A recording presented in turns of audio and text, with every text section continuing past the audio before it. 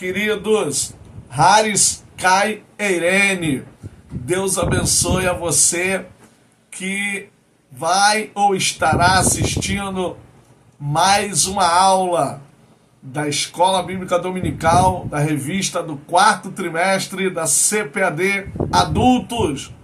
Hoje, a 10ª lição, os desafios aí da evangelização, né, na janela 10x40.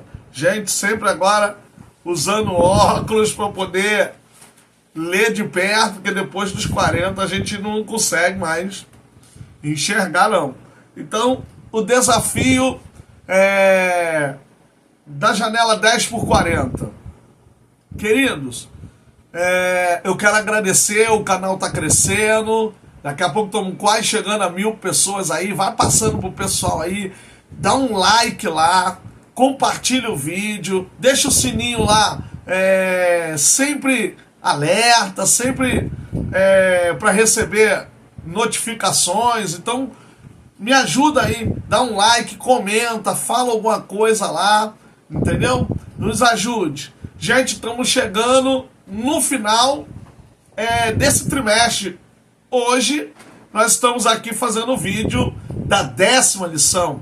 Então faltam, na verdade, mais 3 lições e aí nós vamos concluir o nosso trimestre. Eu quero agradecer a Deus por vocês, por todos que têm aí nos acompanhado nessa nova trajetória, que é uma coisa nova aí no meu ministério, que é estar gravando para o YouTube, para poder passar para vocês um pouquinho de conhecimento. A lição de hoje, o desafio da janela 10x40, o texto em classe está em Efésios, capítulo de número 6, versículo 10 ao 20, é um texto muito conhecido. Eu estou aqui com um material, eu separei esse material aqui, vou falar alguma coisinha desse material, que trabalha um pouquinho de tradução e tal. Então eu quero falar só algumas coisinhas, porque eu acho que a gente vai ter, tem bastante coisa aqui para falar. Mais uma vez, eu separei palavras-chave, a lição separa uma, eu separei acho que 1, 2, 3, 4 palavras-chave. Então, desafio, que é a palavra-chave que está na lição. Aí eu separei janela 10x40, ela é a palavra-chave. Estratégias, retoma a lição passada por causa do planejamento, lembra? Planejamento, estratégia, tudo que está envolvido, a administração, para que a missão dê certo.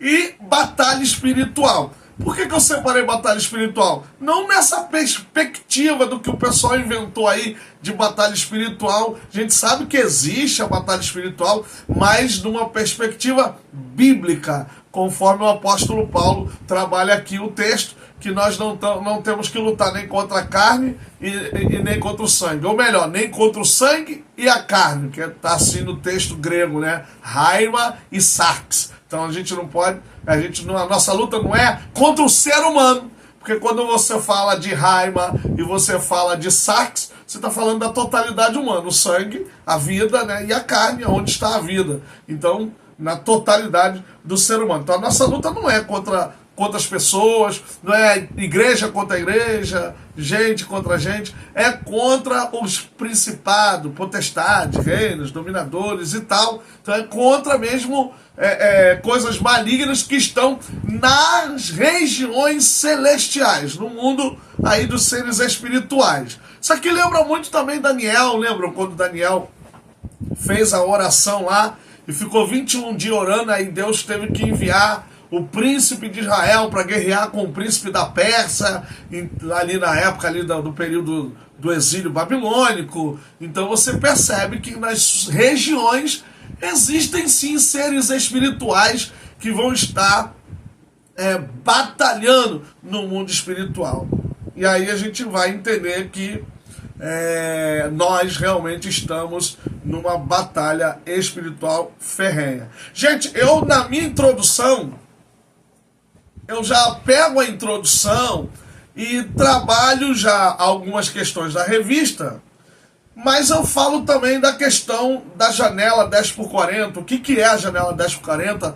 Eu vou depois, no comentário, depois que eu subir o vídeo, aí no comentário eu vou botar o site lá da onde eu tirei a definição, mas você consegue encontrar no Wikipédia. Em outros sites você também consegue encontrar a definição do que é janela 10x40.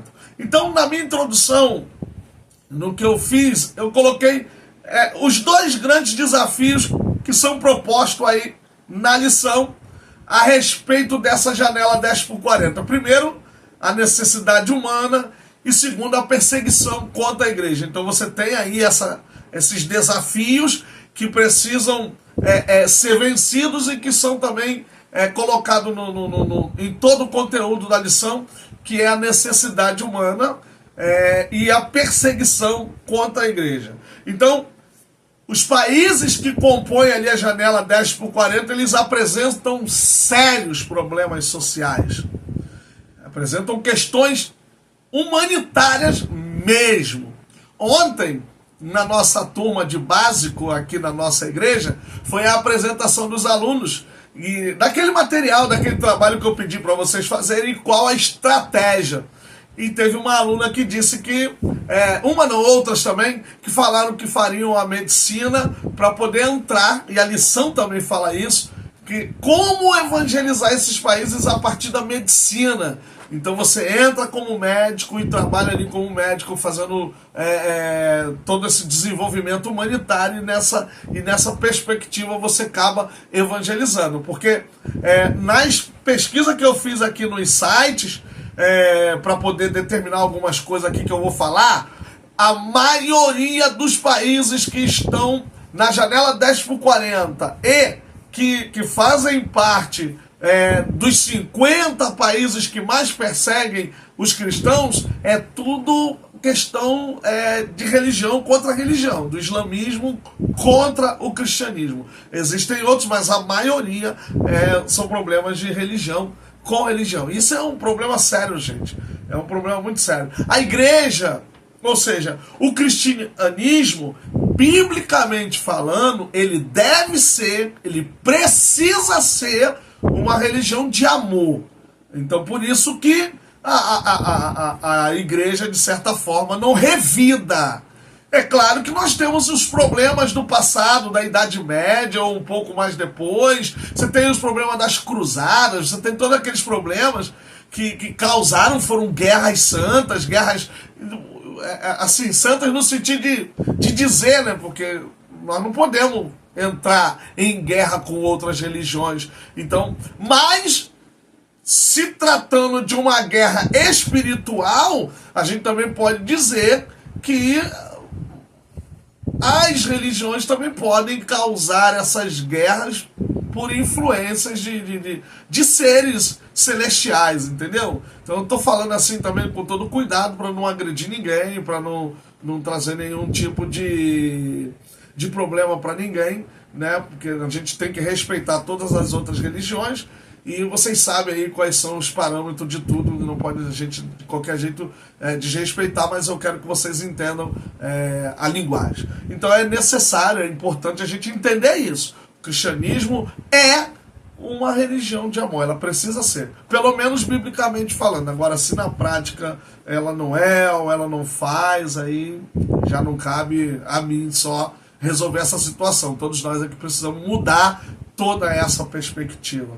Gente, o que é a janela 10x40? A janela 10x40 é a área do mundo entre as latitudes ou paralelos 10 e 40, que são aquelas linhas imaginárias. Então, são a latitude, ali que estão, é o grau da latitude, entre as latitudes, são linhas imaginárias que vai dar o grau 10 por 40. Então é mais ou menos isso. Ao norte do Equador é um espaço comparado a uma janela, por isso que falo, porque ela é retangular. A lição já demarca isso aí na foto. Ela tem essa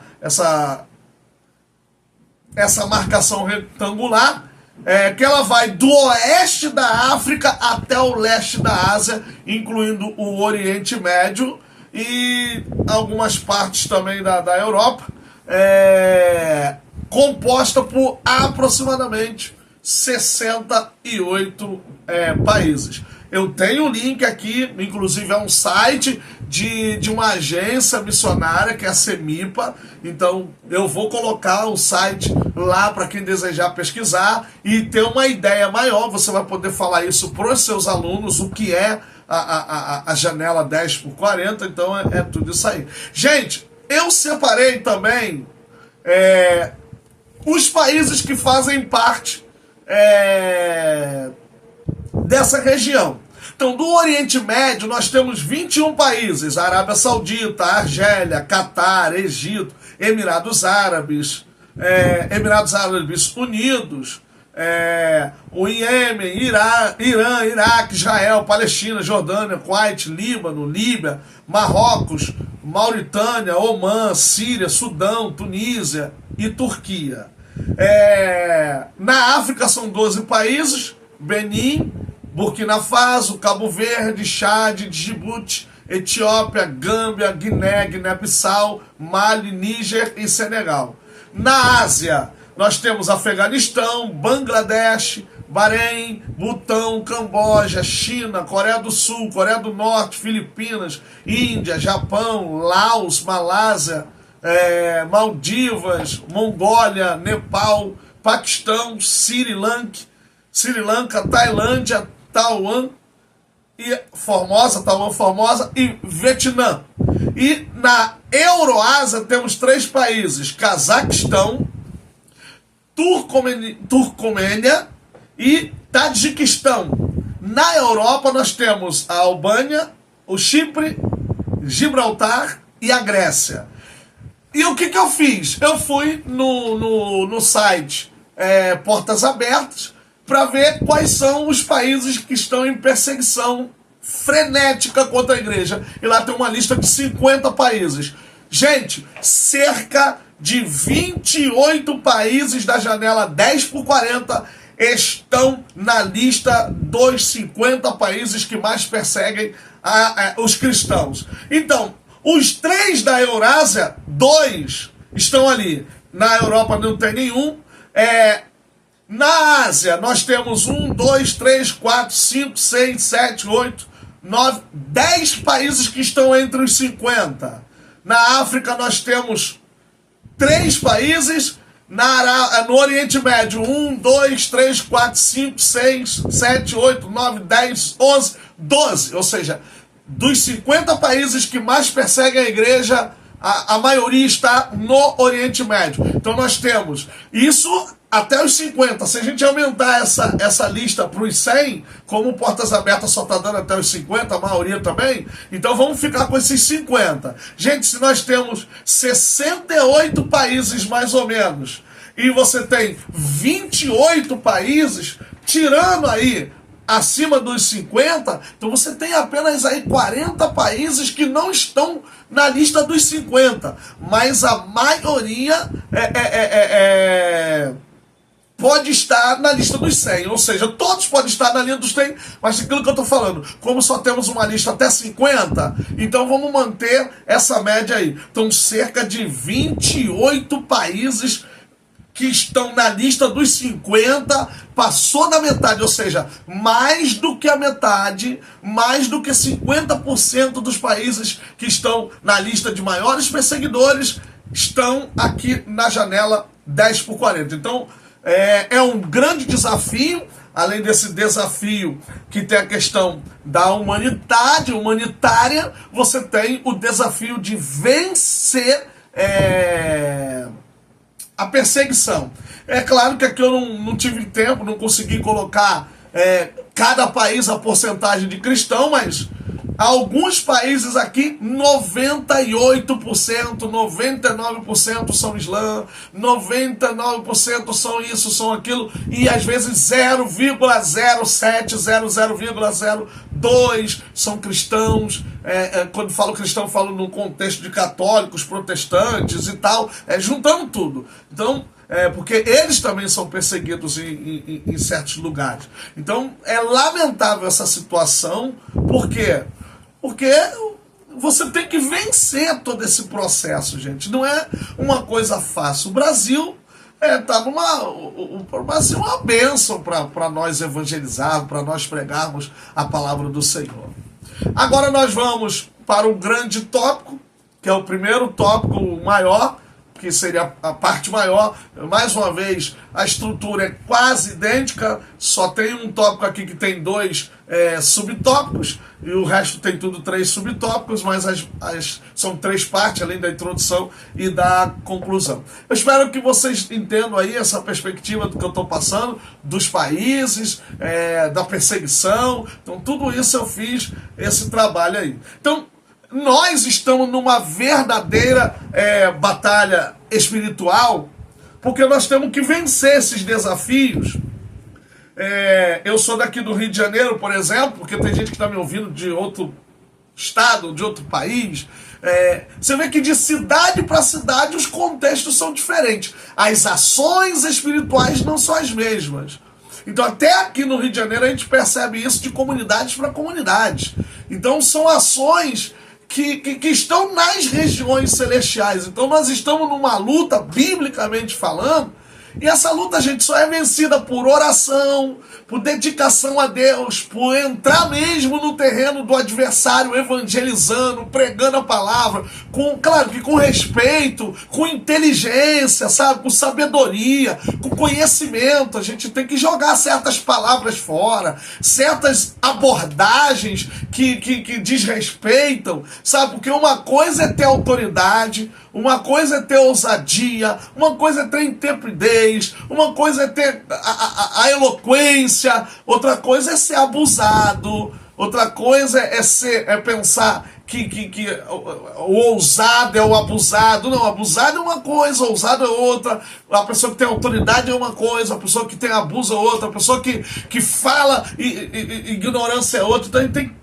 tomar cuidado com as nossas abordagens, porque nós estamos numa batalha e a gente tem que enfrentar essa batalha de frente, gente. E aí, o texto, eu vi aqui no grego, as palavras, gente, o Paulo faz jogos de palavra, ele usa palavras que são sinônimas. Então, a gente fica assim, por que o cara está usando palavras que têm o mesmo significado? Força é uma palavra, depois força é outra palavra, poder e força, energia, são mesmos significados, estão dentro da mesma semântica, mas são sinônimas, não é o mesmo termo. E então a gente vai entender o que Paulo, ele está olhando um soldado romano e está fazendo toda essa perspectiva. É um texto totalmente voltado para uma linguagem bélica, para uma linguagem realmente de guerra, de batalha, mas sempre lembrando,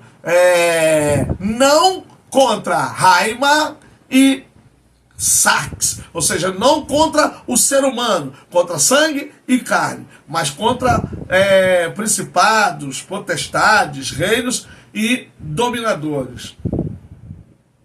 Então, nessa batalha nós devemos usar armas espirituais. Então, quais são os equipamentos da armadura que são usados? Aqui eu não trabalhei a questão do grego, porque o que está na lição tá batendo. Então, o cinturão, que equivale à verdade, a couraça, que equivale à justiça, os sapatos, que é uma prontidão para evangelizar, prontidão para pregar. Gente, eu sempre aprendi que o crente tem que estar dormindo preparado, ele tem que estar preparado, seja qual for a batalha, o crente tem que estar preparado para encarar a batalha, dormindo, acordado, tocou nele, ele já está, não, estou preparado, estou pronto. Então pregar, falar, anunciar, é a única coisa que a Bíblia ensina que é para fazer no tempo e fora do tempo, que é um bom texto para explicar depois, né? É a pregação do evangelho. Pregue antes, pregue depois, pregue durante, pregue fora, pregue dentro e fora do tempo, mas que pregue, tem que pregar. Então tem que estar sempre o escudo, que é a fé, para poder se defender. Você tem, nesse equipamento, você tem equipamentos de defesa e de ataque. Aí você tem o capacete da salvação e a espada. Na verdade, apenas o equipamento de espada, que é o de ataque. O resto tudo é defesa: cinturão, couraça, sapato, escudo, capacete, são defesas. Então você precisa se defender bem, está bem na sua defesa. E o ataque, gente, é a palavra, né? A espada é a palavra é o suficiente para ser a sua ferramenta aí de ataque, de combate, para que você consiga calar os seus opositores. Opositores contra a fé, contra a salvação, que são influenciados aí pelos nossos adversários invisíveis, que é contra esses que realmente nós temos que lutar. Nós temos que ficar com raiva de quem não aceitou Jesus, não temos que ficar com raiva de quem não foi para a igreja, não temos que ficar chateado porque a pessoa não ouviu a nossa pregação. Nós temos é que avançar. Se eu estou hoje na igreja, é porque alguém não desistiu de mim. Eu falava, e eu tenho. É uma pessoa que me evangelizou muito e eu brigava com ele. Eu só falava cada coisa e olha eu aqui. Então, gente, é muito gratificante poder falar isso. Agora, já que os outros tópicos vai tratar um pouquinho de outras questões, vamos trabalhar o texto aqui. Como eu falei para vocês, eu peguei aqui um material. O primeiro, um dos verbos, né? Porque ele já começa no demais, mas aqui pode ser traduzido como daqui por diante, ou por fim, ou seja, mesmo, depois de tudo isso que eu falei, depois de tudo isso que eu escrevi, ou seja, no demais, daqui por diante e por fim, ou seja, uma questão conclusiva, aí ele diz, fortalecei-vos. Gente, esse verbo, ele está na voz passiva. E provavelmente aqui, como a gente fala na teologia, é chamado de passivo divino. Fortalecei-vos é uma ação de fora, ou seja, é Deus que está fortalecendo. Porque aí a gente vai entender que realmente ele é um passivo divino, porque o restante diz, fortalecei-vos na força do Senhor e na força do seu poder. Então assim, fortalecei-vos no Senhor e na força do seu poder é um jogo de palavras, porque você tem o fortalecei-vos, que é um verbo, fortalecer, você tem a força e você tem o poder, que também pode ser energia. Então, olha a ideia do apóstolo Paulo, que vai trabalhar essa perspectiva, que aí pode dar a ideia de fortalecer em sua poderosa energia, ou em sua energia que é própria do seu poder. Então, é interessante isso, porque a gente sempre fortalecei-vos no Senhor e na força do seu poder, ou seja, fortalecei-vos na própria energia que o poder de Deus tem. Gente, quer vencer o mal, quer vencer o maligno, poder de Deus, gente. O poder de Deus é o que dá capacidade para a gente vencer, para nós alcançarmos a batalha espiritual e vencê-la através do poder da palavra, da evangelização, da oração, sabe, do contexto todo da armadura. E o interessante aqui, que quando essa armadura que a gente recebe de Deus, que Ele nos dá, a ideia que se tem aqui nesse texto é que esse equipamento é concedido por Deus como um presente. Ou seja, não é eu que estou merecendo, não é eu que conquisto, não. É Deus que me dá como presente. Então essa armadura é uma possessão divina que Ele me dá, que Ele me oferta para que eu possa vencer as astutas ciladas do inimigo. Então o que na verdade significa esse texto? Esse texto significa que Deus está te dando capacidade para suportar as artimanhas do nosso adversário, para você ter base. Por isso que são mais equipamentos de defesa e um só de ataque, porque o que você precisa é ter essa capacidade de se defender, de suportar, e quando atacar é fatal. E quando atacar, meu irmão, ninguém resiste, porque é a palavra do Senhor. Tá certo, gente? Eu não vou me ater muito aqui não, o texto é muito bonito, a tradução no grego e o contexto aqui que nós temos de auxílio para poder falar. Então eu espero que isso te ajude muito aí na perspectiva lá da sua aula. Então eu vou repetir: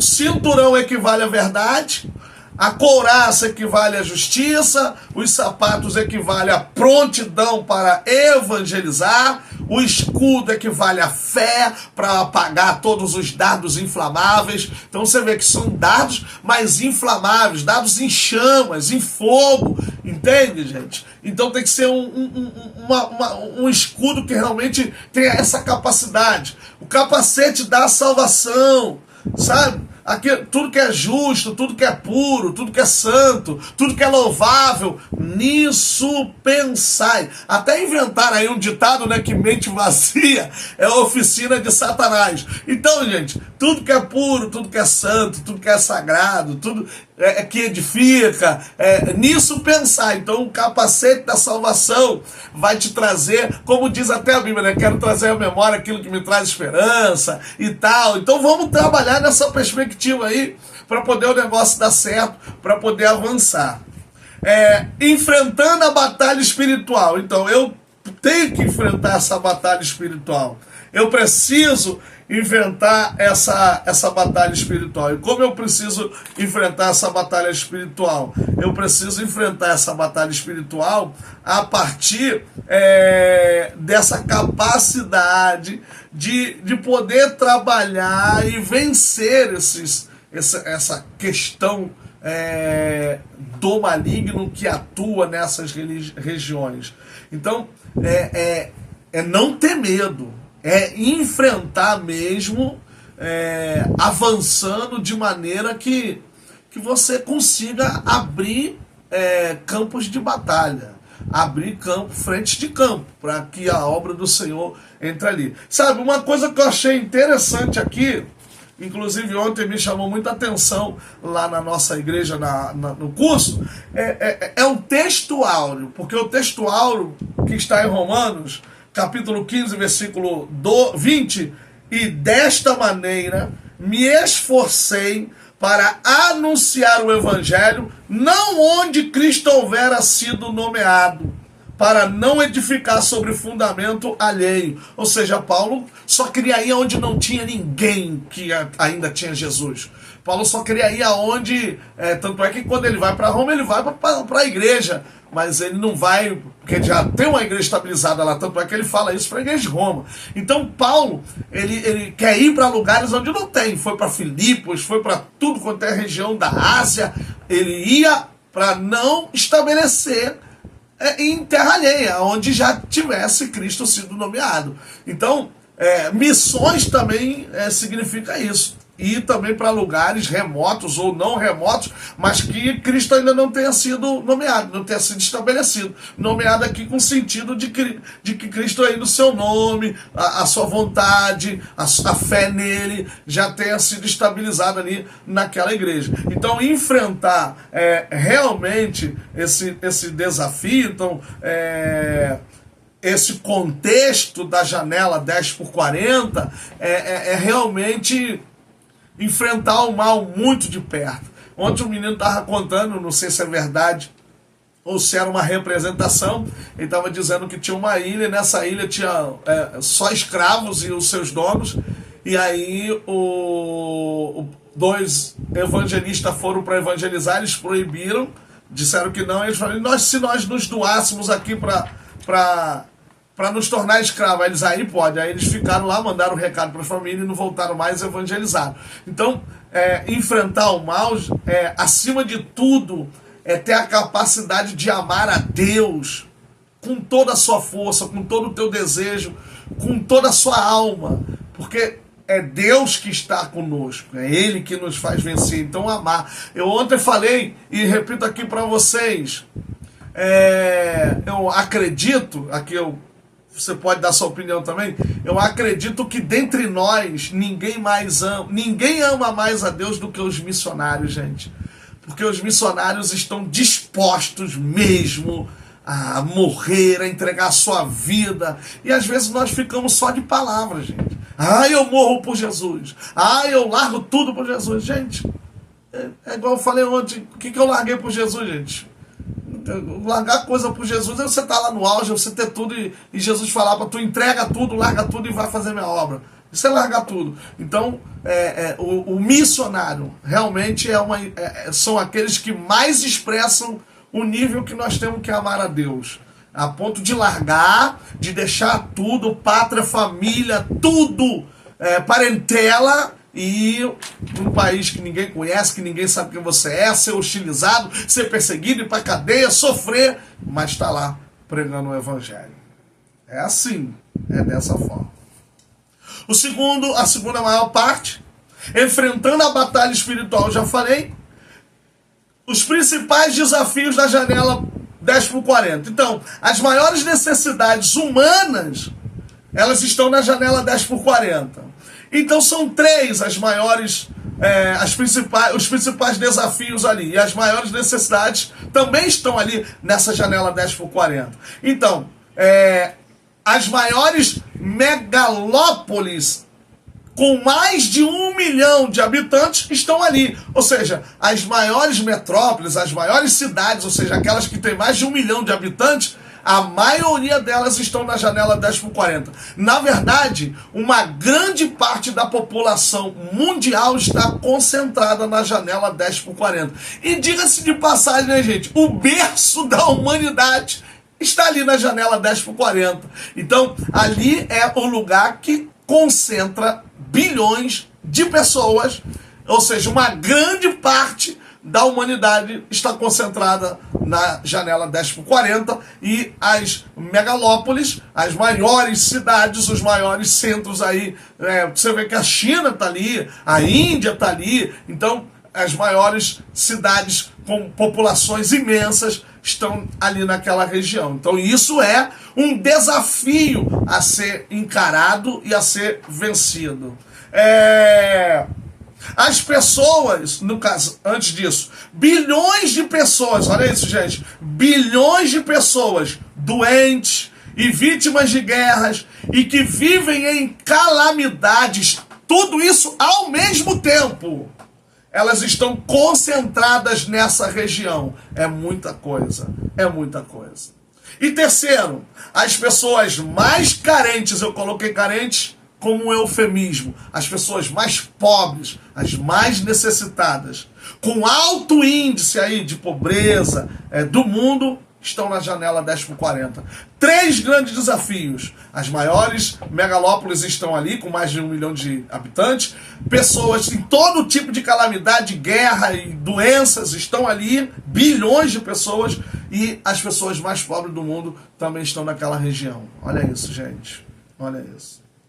Então, esse segundo tópico, o desafio da perseguição, corrobora com o primeiro. Então, além dessas questões que nós citamos aí em cima, há o problema da perseguição, pois é nessa região que tem-se o maior índice de perseguição contra a igreja. É outro desafio. Você tem que trabalhar contra esse problema. Por isso é uma batalha espiritual. Eu sempre ouvi as pessoas dizerem assim, fulano é amigo do evangelho. O nosso irmão aí, principalmente para político, né? Amigo do evangelho. Gente, vem uma perseguição braba aí para você ver quem são realmente os amigos do evangelho. O próprio Jesus disse que irmãos entregariam irmãos, e assim vai, e assim vai. Pai entregando filho, filho entregando pai, isso você tem em países já.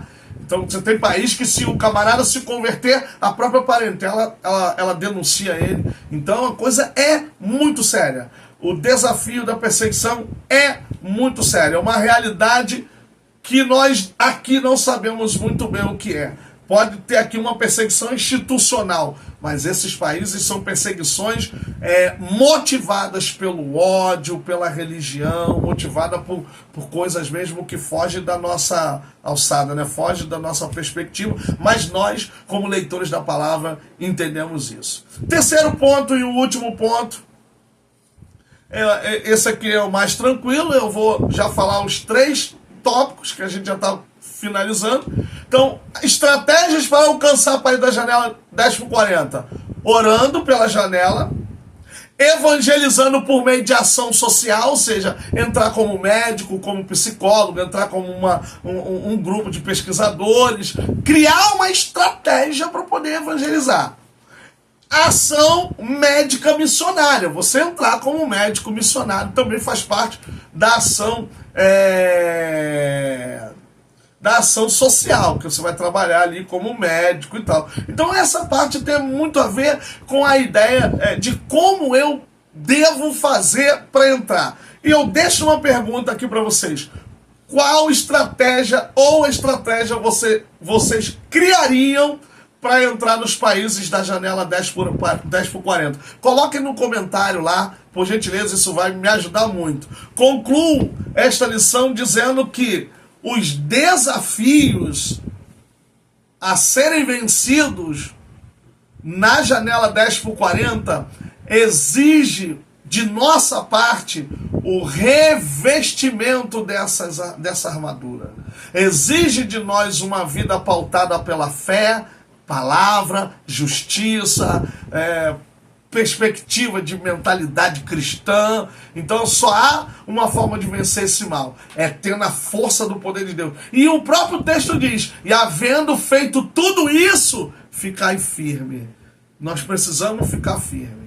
Deus abençoe vocês. Até a próxima lição. Harius Kai Eirene. Um abraço, gente. Até mais.